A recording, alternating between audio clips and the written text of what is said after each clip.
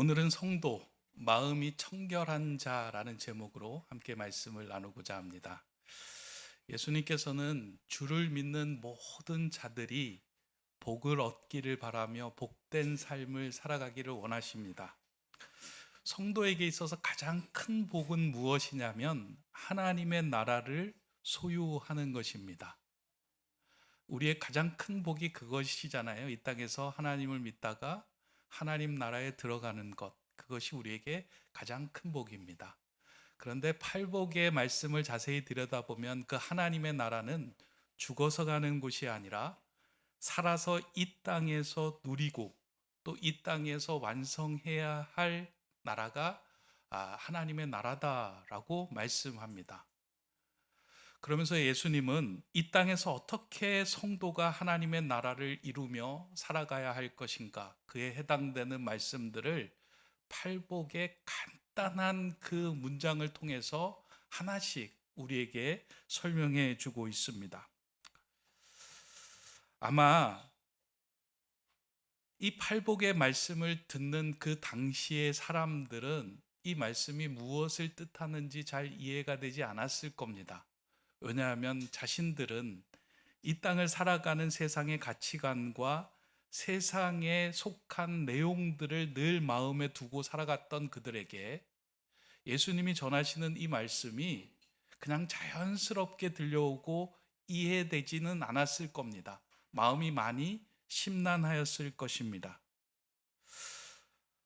그럼에도 불구하고 그들이 이 말씀을 듣는 가운데 마음이 조금씩 열리기 시작하며 예수님께서 말씀하시는 이 복은 소유가 아닌 존재에 대한 말씀이며 머리가 아닌 마음으로 들어야 하는 말씀이다라는 것을 조금씩 알게 되었을 것입니다. 그렇게 마음이 복잡한 그들을 향하여 예수님은 다시금 이 땅에서 하나님의 나라를 어떻게 살아가야 하는가, 그 하나님의 나라를 누리는 비결에 대해서 명확하게 그들의 마음을 짚어주는 말씀을 또다시 하십니다. 그 선언이 바로 오늘 우리가 읽은 6번째의 복선언에 해당되는 말씀입니다. 제가 한번 다시 읽겠습니다. 마음이 청결한 자는 복이 있나니 그들이 하나님을 볼 것이며. 하나님의 나라를 살아간다는 것은 하나님을 경험하며 하나님을 보며 살아간다라고 하는 것과 같은 맥을 하고 있습니다. 그 하나님을 보며 살아가는 방법이 무엇이냐? 그것에 대해서 예수님은 마음이 청결해야 된다라고 이야기합니다. 우리의 마음이 청결할 때 우리는 하나님을 보게 되며 하나님 나라를 소유하며 살아갈 수 있다라고 말씀하신 것입니다. 예수님의 관심은 우리의 외적인 모습에 있는 것이 아니라 우리의 마음, 우리의 중심에 있습니다. 요즘은 그 여성들이 나이가 조금씩 들어가면서 이제 피부에 관심을 많이 갖는다고 합니다. 그래서 피부가 맑아야, 피부 미인이 돼야 진정한 미인이다라고 이야기하며 피부 가꾸는 거에 관심을 많이 둡니다. 그리고 누군가를 만나기 위해서 많이 관심을 두는 것이 항상 이 외면적인 것에 관심을 둡니다. 저도 여러분들을 만나기 위해서 이렇게 피부 관리를 좀 하고 왔는데 괜찮습니까? 아닌가요? 피부가 맑게 보이면 저 사람이 투명하고 괜찮은 사람처럼 보일 것이다 라는 생각에 이 맑고 투명한 피부를 위해서 관심을 많이 둡니다. 근데 하나님은 피부가 좋은 사람, 피부가 깨끗한 사람, 외모가 그럴싸한 사람이 하나님의 나라를 보는 것이 아니라 마음이 청결한 자가 하나님을 볼 것이다 라고 말씀합니다. 우리의 내면, 우리의 중심을 이야기하고 있습니다. 그렇게 말씀하는 이유는 우리의 마음이 다른 것이 아니라 하나님을 인지하는 영적인 기관이 우리의 마음이기 때문입니다. 그러니까 마음은 단지 감정이 거하는 좌소가 아니라 하나님의 뜻을 헤아리며 하나님을 볼 수 있는 영적인 인지 기관으로서의 마음으로 여기기 때문에 그 마음이 탁하지 않고 청결할 때 하나님을 볼 수 있게 된다라고 말씀합니다. 그렇게 하나님을 제대로 보기 위해서는 그 영적 기관인 마음이 청결하고 제대로 작동되어야 한다라고 하신 말씀이 오늘 우리가 읽은 본문의 말씀입니다.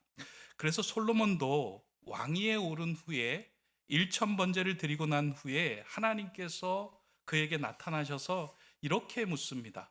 솔로몬, 내가 내게 구하는 것이 무엇이냐?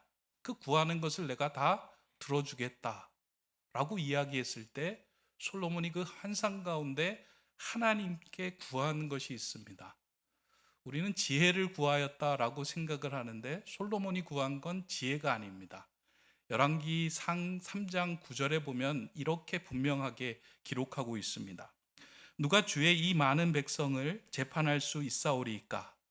듣는 마음을 종에게 주사 주의 백성을 재판하여 선악을 분별하게 하옵소서.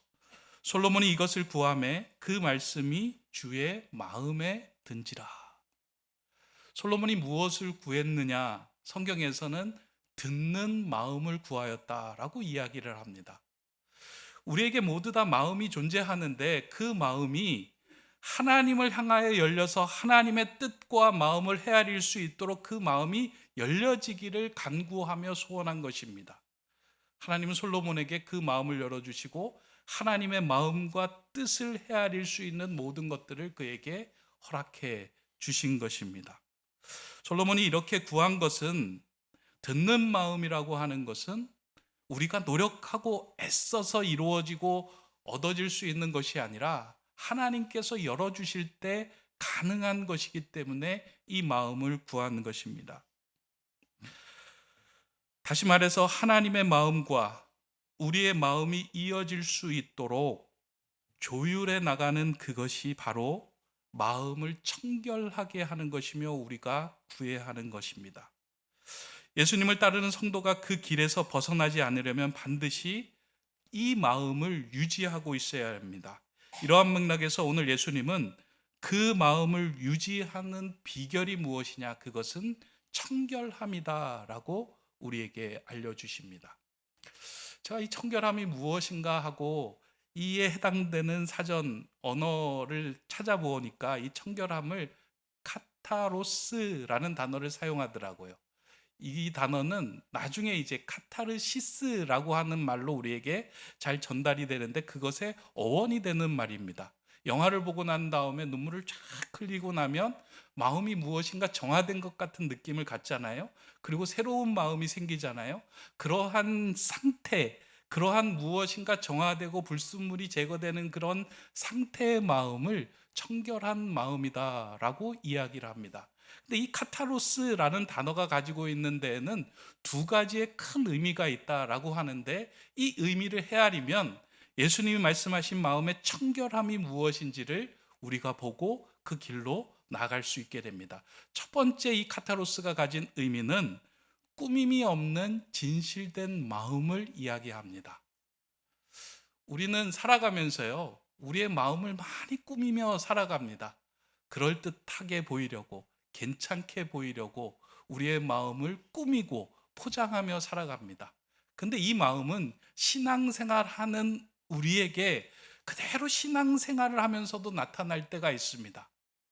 하나님을 믿는 우리의 마음이 꾸미고 포장된 마음 그대로 하나님 앞에 들고 나와서 신앙생활을 할 때가 참 많이 있다는 것입니다. 왜 이렇게 됐을까? 우리는 겉으로 보이는 게 참 중요한 사람들이기 때문입니다. 하나님을 믿으면 모든 상황에서 괜찮아야 된다라고 생각합니다. 그 사람에게는 아픔도 없고 어려움도 없고 문제도 생기지 말아야 되고 이 모든 것들이 다 해결된 상태, 온전한 상태로 서야 된다라고 하는 그 마음이 우리의 마음에 존재합니다.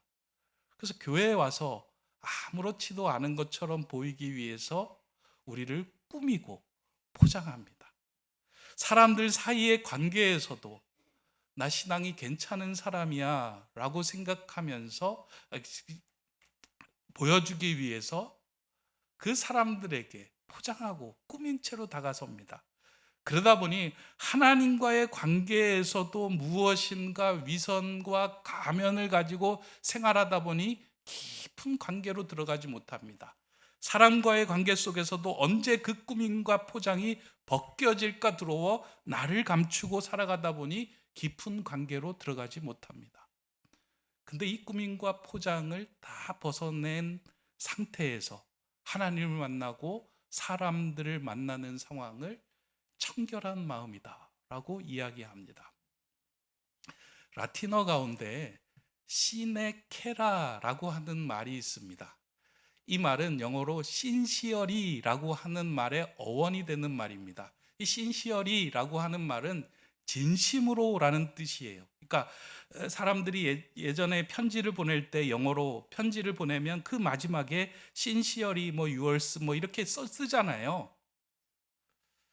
영어 편지 쓸 일이 없으니까 그런 건 보셨잖아요. 그 신시어리에 해당되는 말이 진심으로인데 이게 나온 말의 어원이 시네케라라고 하는 뜻이다라는 겁니다. 이 말은 조각가에게서 나왔다라고 이야기합니다. 로마 시대에 가장 인기 있는 직업 가운데 하나가 대리석을 조각하는 조각가가 인기 있었다라고 이야기해요.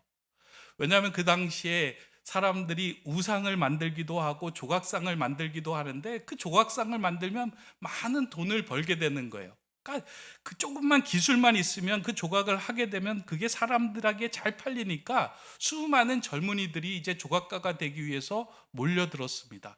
근데 조각하는 일이 어디 쉬운 일인가요? 대리석을 조각하는 일이 참 어렵습니다. 아주 정교하게 그것을 정지를 해서 그것을 만들어내야 되기 때문에 쉽지는 않은데, 그러다 보니까 실력이 없는 조각가들이 비싼 재료를 가지고 조각을 하다가 그만 깨뜨리는 경우가 많이 있었다는 거예요. 금이 가거나 흠집이 생기거나 부분이 떨어져 나가는 경우가 많이 있었다는 겁니다. 근데 그걸 그냥 버리기에는 너무나도 아까우니까 그들이 한 것이 무엇이냐면 밀랍을 녹여서 깨어진 틈이나 흠집을 그대로 복원을 하는 거예요. 그래서 작업장에 있을 때, 그늘에 있을 때는 아무 문제가 없는 것처럼 보여지는 거예요. 사람들이 그것을 사서 집에만 놓은 것이 아니라 햇빛이 잘 비치는 데 갖다 놓으면 시간이 흐르면 그 밀랍이 녹아지면서 흠집이 드러나고 깨진 부분이 드러나게 되는 거예요. 사람들이 다시는 이러한 제품을 사지 않겠다라고 이야기하면서 막 화를 내기도 했다는 거예요. 그때 정교한 장인들이 나는 이러한 밀랍을 바르지 않고 이거는 순수하고 온전한 제품입니다 라고 하는 것을 표현하기 위해서 그 바닥에다가 뭐라고 썼냐면 시네케라, 이건 without wax라는 뜻이래요. 그러니까 밀랍이 없다, 그러니까 왁스를 칠하지 않았다라고 하는 뜻입니다. 그래서 사람들은 그 시네케라라고 적혀 있는 것을 보면 믿고 그 제품을 샀다는 거예요. 아, 저기는 시네케라야. 저 사람은 꾸미지 않고 포장하지 않고 정말 있는 기술을 다해서 솔직하게 드러내는 사람이야 라고 믿고 그 제품을 사서 온전한 관계를 맺게 되었다라는 겁니다. 그러나 이 시네케라가 없는 상황에서 그 속이고 꾸미고 포장한 것은 한 번은 살 수 있지만 두 번까지는 그 제품을 사지 않는다라고 말하였습니다. 오늘 우리의 신앙생활은 어떤가? 혹시 괜찮은 사람처럼 포장하거나 꾸미며 우리가 신앙생활을 하고 있는 것은 아닌가? 하나님 앞에서 내 연약함을 드러내지 않고 사람들 앞에서 내 부족함을 드러내는 것이 싫어서 밀랍으로 포장하며 지내고 있는 것은 아닌가? 사실 사람들하고 관계 맺을 때요, 포장하고 꾸밀 때 그 사람과의 깊은 관계 속으로 들어가기가 참 어렵습니다. 왜냐하면 조금만 시간이 지나면 다 드러나기 때문이에요. 그러다 보니까 적당한 거리를 두고 그냥 괜찮은 사람처럼 지내려고 합니다. 하나님과의 관계 속에서도 마찬가지예요. 나의 있는 연약함, 부족함, 나의 추한 모습을 그대로 하나님께 내어놓지 않고 하나님께 온전히 자백하며 그분 앞에 엎드리지 않고 우리는 하나님을 만나거나 하나님을 경험하거나 하나님을 인식할 수 없습니다. 그러나 솔직하게 부족한 모습 그대로, 연약한 모습 그대로 하나님 앞에 내어놓을 때 하나님은 우리와 함께 계시며 그 아픈 부분을 어루만져 주시는 은혜를 우리가 경험할 수 있게 됩니다. 마음은 하나님을 보는 영적 기관인데요, 이건 단지 눈으로 보는 것이 아니라 하나님이 살아계심을 인지하게 되는 거예요. 마음이 청결한 자는 내 옆에 하나님이 살아계심을 인지하는 그 은혜를 누리게 되는 거예요. 그런 성도가, 그런 교회가 건강하고 좋은 교회입니다. 좋은 교회는 다른 것이 아니에요. 내가 너무 기쁜 일이 생겼어요. 감사한 일이 생겼어요. 내 자녀가 너무 잘된 일이 생겼어요. 그럴 때 그 공동체에 이야기했을 때 모든 사람들이 다른 시선, 다른 생각, 다른 마음을 가지지 않고 함께 기뻐해 주는 교회 공동체가 좋은 공동체예요. 내가 불편하고 아프고 어려운 문제가 생겼어요. 너무 힘든 문제가 생겼어요. 내 가정이 깨지고 내 삶이 무너지고 모든 어려움이 나에게 다가왔을 때 그걸 솔직하게 내어놓고 어려움을 토하였을 때 그것을 붙들고 함께 기도해 줄 수 있는 공동체, 이게 왜 안 이루어지냐면 우리의 시선에는 판단하고 정죄하고자 하는 마음이 있는 거예요.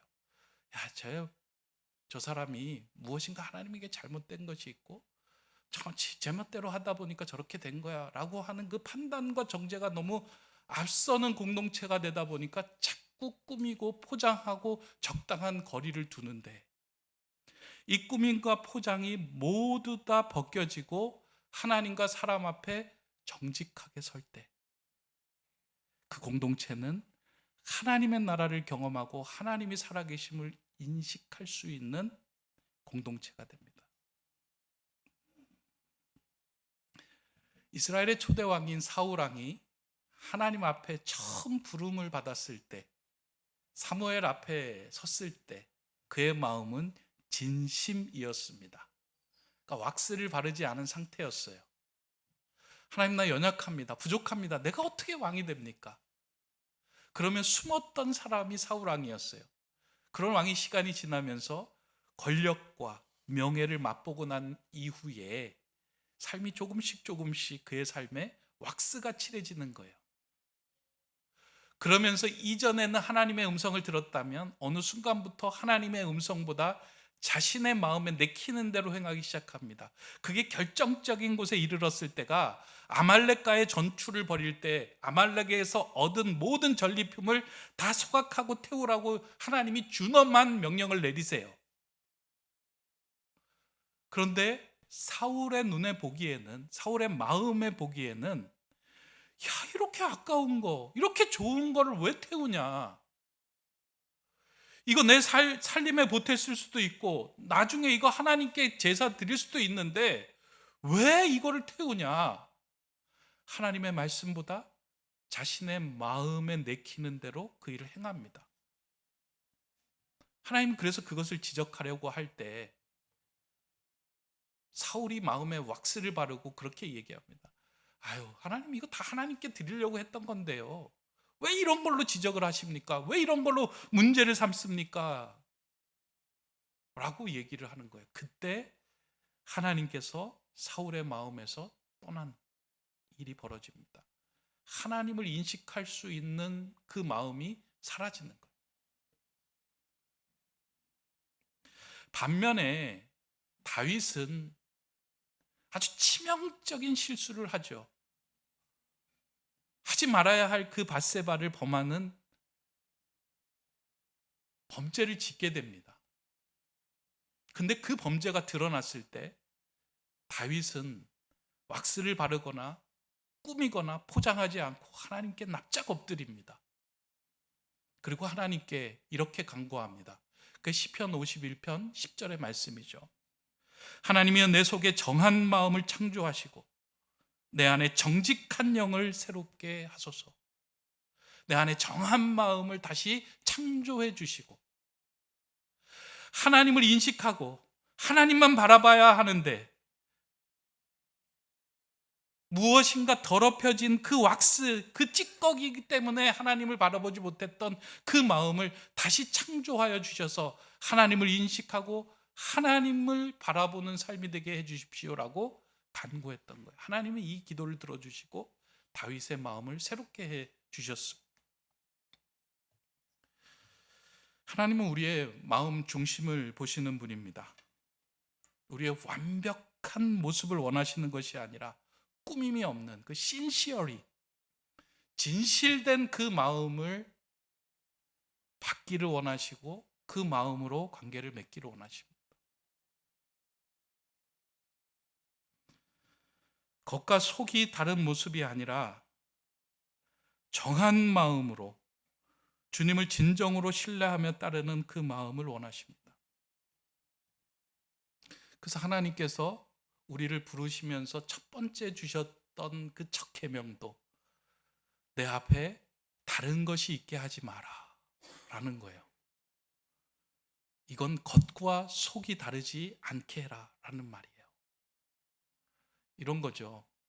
제가 제 아내를 바라보는데 제 아내를 바라보는 그 눈길에 다른 여인을 바라보는 눈길과 섞여 있는 거예요. 그런 거 아니라 하나님만 바라보며 하나님께 집중하며 하나님과 그 꾸밈 없이 포장되지 않은 그 진실된 마음으로 하나님 앞에 서는 그 관계를 가질 때 우리는 마음이 청결해지며 하나님을 보게 되는 자가 된다라고 말씀합니다. 오늘 이 말씀이 주님의 공허한 외침으로 여러분에게 전해지지 않기를 바랍니다. 여러분의 마음이 청결함을 통해서 진정으로 하나님을 바라보는 은혜가 있기를 바랍니다. 하나님 앞에 꾸미거나 포장하거나 그럴 필요가 없습니다. 그냥 연약한 모습 그대로 하나님 연약합니다 라고 나아갈 때, 또 그렇게 나아오는 사람들을 그 마음 있는 그대로 받아줄 때 그 자리에 하나님이 역사하고 하나님이 보이시는 은혜를 누리게 될 겁니다. 저는 우리 교회 그리고 우리 성도들이 이런 복된 은혜를 누리는 성도들이 되시기를 주님의 이름으로 축원합니다. 두 번째, 이 카타로스는 갈라지지 않고 집중된 마음을 의미하고 있습니다. 마음은 하나님을 만나고 보는 영적 기관이다라고 말씀을 드렸어요. 우리가 지난주에 살펴본 말씀도 그렇잖아요. 사람은 외모를 보거냐 하나님은 중심을 보신다 할 때 그 중심은 심장, 마음을 가지고 우리를 바라보신다라는 말씀을 드렸죠. 그러니까 하나님과 우리가 연결이 되는 그 소통 기관이 마음인 거예요. 근데 이 마음이 하나님과 제대로 연결되기 위해서는 집중하고 주목해야 함이 필요합니다. 현미경이나 만안경을 한번 생각해 보세요. 여러분은 보고 싶은 대상을 바라볼 때 만안경으로 볼 때 한 번에 그냥 다 보이나요? 안 보이잖아요.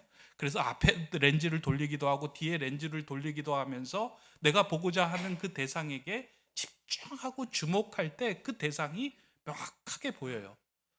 그 외에는 다 뿌옇게 보이지만 집중하는 그 대상이 확 들어옵니다. 이렇게 한 대상에게 집중하고 주목하는 것을 마음이 청결하다라고 하는 거예요. 우리가 하나님을 집중하여 주목하는 것. 사실 오늘 이 시대는 참 집중하기 어려운 시대처럼 보입니다. 저도 이제 말씀을 준비하다가 성경에 관련된 내용들을 찾다가 보면 어느새 툭 튀어나오는 영상이나 내용들이 제 시선을 분산하고 틀어뜨릴 때가 있습니다. 그래서 이것을 보다가 잠시 이렇게 돌아갈 때가 참 많이 있어요. 근데 이게 어디 그것만 한정돼서 하는 이야기겠습니까? 우리의 삶에 어떠한 문제가 생겼을 때 하나님께 집중하는 게 참 어려워요. 왜냐하면 세상의 문제나 세상의 소리들은 너무나 크고 가깝게 우리에게 들려지기 때문입니다. 하나님은 너무 멀리 계신 것 같은데 세상의 소리와 세상의 문제 해결 방식과 세상 사람들이 제공하는 것들은 너무 가까운 거예요. 그러다 보니까 거기에 마음이 쏠리는 거예요. 그래서 우리 상황을 볼 때 하나님은 너무 흐릿하게 보이고 세상은 너무 또렷하게 보이는 거예요. 이거 붙잡지 않으면, 여기에 주목하지 않으면 죽을 것 같다라는 생각이 들어서 우리를 힘겹게 마음을 어지럽히게 만들 때가 참 많이 있습니다. 그런데 하나님께 주목하고 집중할 때요, 놀라운 일은 그렇게 죽을 것 같이 덤볐던 그 세상이 흐릿해지고 하나님이 또렷해지기 시작합니다. 이스라엘 백성들이 광야를 40년 동안 돌았던 그 이유 가운데 하나가 하나님이 이 마지막 테스트에 통과하지 못했기 때문에 그 광야에서 이 훈련을 받게 된 거예요. 이스라엘 백성들이 애굽을 나와서 광야를 지나고 난 후에 1년 몇 개월을 지나고 난 후에 그 가나안 땅에 들어갈 수 있는 기회가 있었습니다.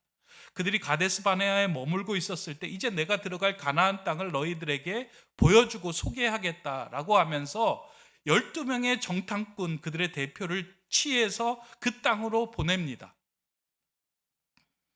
그들이 무엇을 보고 오는지를 이 이스라엘 백성들로 하여금 듣게 하고 하나님도 보고자 원하셨기에 그 일을 행하게 하신 겁니다. 근데 그 12명이 그 가나안 땅을 정탐하고 돌아와서 이야기하죠. 10명의 정탐꾼이 먼저 얘기합니다. 제가 가봤더니 그 땅이 너무 좋습니다. 젖과 꿀이 흐르는 땅입니다. 그런데 그 땅을 살고 있는 사람들을 보니까 다 거인입니다. 저기에 들어가서는 우리가 도저히 살 수 없고 저들에 비하면 우리는 메뚜기 같습니다 라고 이야기를 한 거예요. 그 사람들이 너무 크게 보인 거예요. 그러다 보니 하나님께서 주시겠다 하고 하신 그 땅과 하나님의 약속과 하나님의 모든 것들이 흐릿해져 버리고 만 거예요. 근데 여호수아와 갈렙이 두 사람은 이렇게 이야기합니다. 그 땅 하나님께서 우리에게 허락하신 땅이기 때문에 저들이 기골이 장대하지만 저들은 우리의 먹이에 불과합니다. 저들은 우리의 밥입니다 라고 얘기해요. 똑같은 상황 환경을 보았는데 왜 이런 차이가 생겼을까? 하나님에게 주목하고 하나님께 집중하였을 때 그 주변이, 세상이 흐릿해지고 하나님이 또렷해짐을 통하여 마음의 담대함과 강력한 그 용기가 생겨난 거예요. 근데 하나님을 흐릿하게 볼 때요, 우린 두려워 떨 수밖에 없는 거예요. 결국 이 일을 통해서 이스라엘 백성들은 광야에서 38년 동안 다시 그 믿음의 눈을 가지고 하나님을 보는 훈련을 하게 됩니다. 마음이 청결하다라고 하는 것은 우리의 마음 막 청소한다는 의미가 아니고요, 하나님을 향하여 뚜렷한 시선으로 포커스를 맞추어서 볼 수 있는 그 마음이 있느냐, 그 마음이 있는 자는 복이 있으며 그는 진정으로 하나님을, 주변에 계신 하나님을 인식하며 살아가는 삶이 될 것이다, 그 말씀을 하신 것입니다.